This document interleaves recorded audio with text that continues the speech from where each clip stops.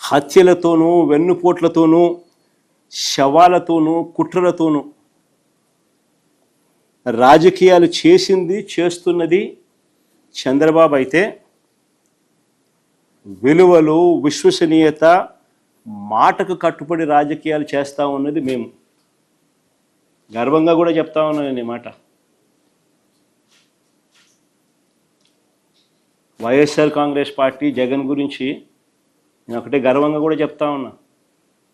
జగన్ మంచోడు కాబట్టే మా తాతను రాజారెడ్డి గారిని చంపిన వాళ్ళు ఈ రోజుకి కూడా ప్రశాంతంగా బతుకుతూ ఉన్నారు. జగన్ చెడ్డోడైనంటే వాళ్ళంతా బతుకుండే వాళ్ళ?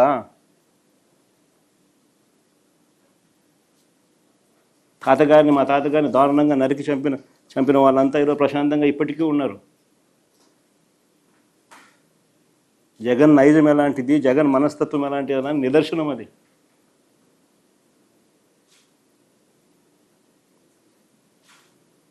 వారికి ఎప్పటికీ ఏమీ కాదు.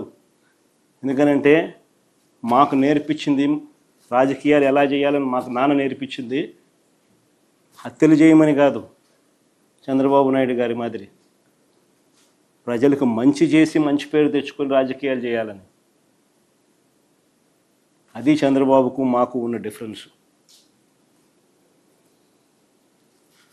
రాజకీయాల్లో ఎవరికి కుట్రలు అవసరమో, ఎవరికి కుట్రలు, గొడ్డళ్ళు, గుణపాలు అవసరమో ప్రజలకు బాగా తెలుసు.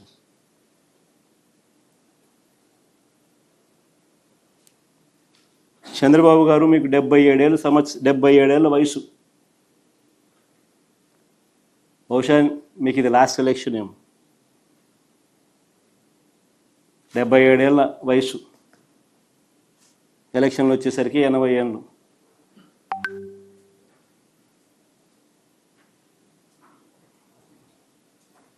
ఈ వయసులో కూడా ఇలాంటి దౌర్భాగ్యమైన రాజకీయాలు చేయడానికి సిగ్గుగా నీకు అనిపించడం లేదా చంద్రబాబు అని అడుగుతా ఉన్నా. నాడు నేడుతో మేము స్కూళ్ళను బాగుపరుస్తే పూర్తిగా నాడు నేడును గాలికి వదిలేసిన పరిస్థితి ఈరోజు.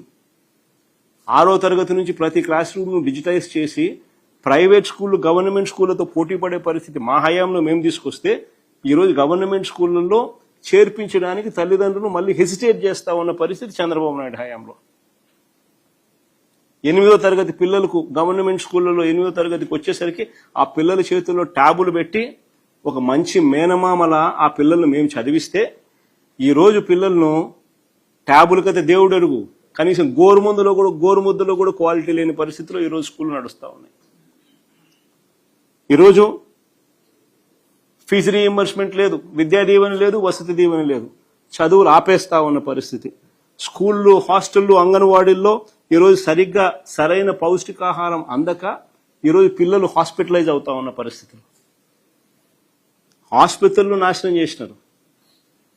విలేజ్ క్లినిక్ల దగ్గర నుంచి, పిహెచ్సిల నుంచి నాడు నేడు తీసుకొచ్చి అన్ని హాస్పిటల్స్ను రిఫార్మ్స్లో మేము చేస్తే, 0 వేకెన్సీ పాలసీ తీసుకొచ్చి సూపర్ స్పెషాలిటీ వైద్యులు గవర్నమెంట్ హాస్పిటల్లో కొరత లేని పరిస్థితి మా హయాంలో ఉంటే ఈరోజు పూర్తిగా అన్ని నాశనం అయిపోయిన పరిస్థితి. 17 కొత్తగా మెడికల్ కాలేజీలు కట్టడానికి మేము శ్రీకారం చుడితే కేవలం 5,000 కోట్లు ఖర్చు చేస్తే చాలు ఆ 17 మెడికల్ కాలేజీలు పూర్తయిపోయి బ్రహ్మాండంగా నడిచే పరిస్థితిలోకి తీసుకురావాల్సిన 17లో ఆల్రెడీ మా హయాంలోనే 3 అయిపోయినాయి. మిగిలినవి కూడా రకరకాల స్టేజుల్లో ఉన్నాయి. కేవలం 5,000 కోట్లు పెడితే చాలు, అది కూడా 5 ఏళ్లలో పెడితే చాలు, ఆ 17 మెడికల్ మిగిలిన 14 కూడా అందుబాటులోకి వచ్చి పిల్లలందరికీ కూడా ఇక్కడే క్వాలిటీ ఎడ్యుకేషన్ దొరికే పరిస్థితిని పక్కన పెట్టి అది అమ్మే కార్యక్రమం చేస్తూ ఉన్నారు. అమరావతిలో బిల్డింగులకు గ్లాస్ కోసం, అద్దాల కోసం 2,500 కోట్లు పెట్టడానికి ముందుకు వస్తాడు. మెడికల్ కాలేజీలకు డబ్బులు ఇవ్వడానికి మాత్రం ఈయనకు మనసు రాదు. నాడు నేడు స్కూళ్ళల్లో నాడు నేడు కింద స్కూళ్ళను బాగుపరచడానికి మాత్రం ఈయనకు మనసు రాదు. పూర్తిగా 0 వడ్డీ అనే పథకం తీసేసి ఆసరా, చేయూత వంటి పథకాలన్నీ పూర్తిగా రద్దయిపోయి ఈరోజు పొదుపు సంఘాల మహిళలందరూ కూడా గ్రామీణ ఎకానమీ పూర్తిగా చిన్నాభిన్నమైపోయే పరిస్థితిలో ఉంటే యువత, మహిళలకు ఇద్దరికి ఉద్యోగాలు దొరక్క సతమతం అవుతా ఉన్న పరిస్థితులు ఈరోజు రాష్ట్రంలో కనిపిస్తూ ఉంటే అన్ని తిరోగమనంలో ఉంటే ఈ పెద్ద మనిషి ఏమంటాడు? సంతానమే సంపద, ముగ్గురిని కనండి, నలుగురిని కనండి అని ఈయన అంటాడు.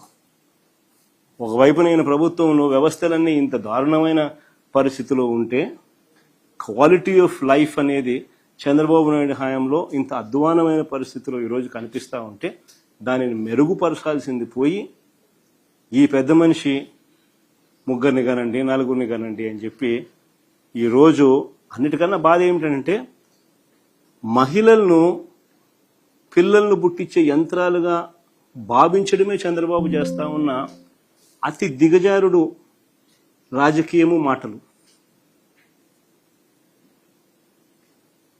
పిల్లలను పుట్టించే యంత్రాలుగా మహిళలను మాత్రమే ఆయన పరిగణలోకి తీసుకుంటా ఉన్నాడు.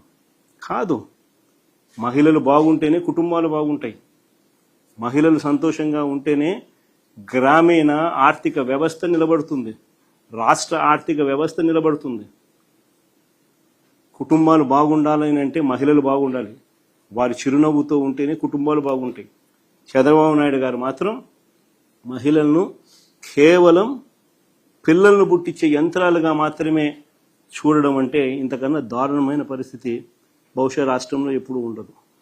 ఇంత దారుణమైన పాలన ఒకవైపు చంద్రబాబు చేస్తూ మరోవైపున తన కొడుకు చేత, చంద్రబాబు నాయుడు కొడుకు ఈ మధ్యకాలంలో ఏమంటా ఉన్నాడు? Both are not the same అంట.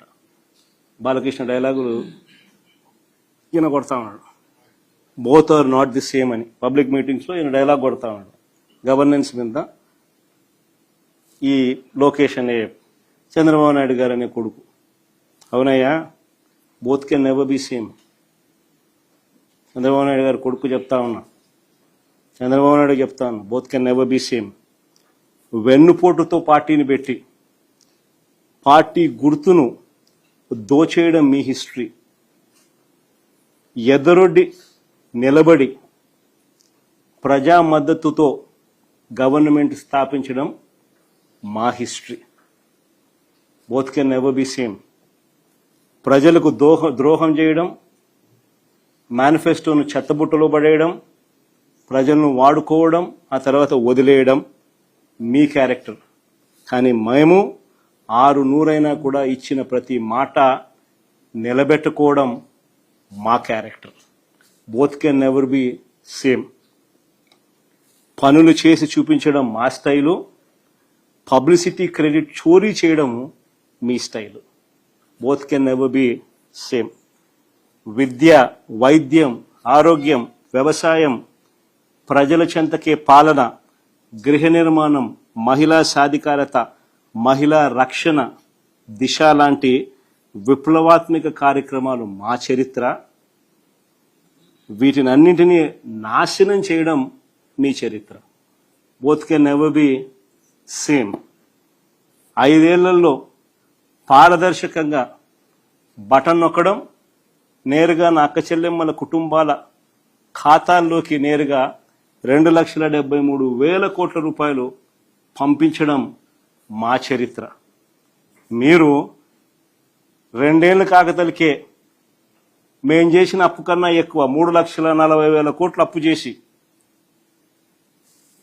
మా ప్రభుత్వ హయాంలో ఉన్న అన్ని పథకాలను రద్దు చేసి మీరు చెప్పిన సూపర్ 6, సూపర్ 7ను మోసాలుగా పెట్టడం మీ చరిత్ర. Both can never be same అయ్యా, తెలుసుకో.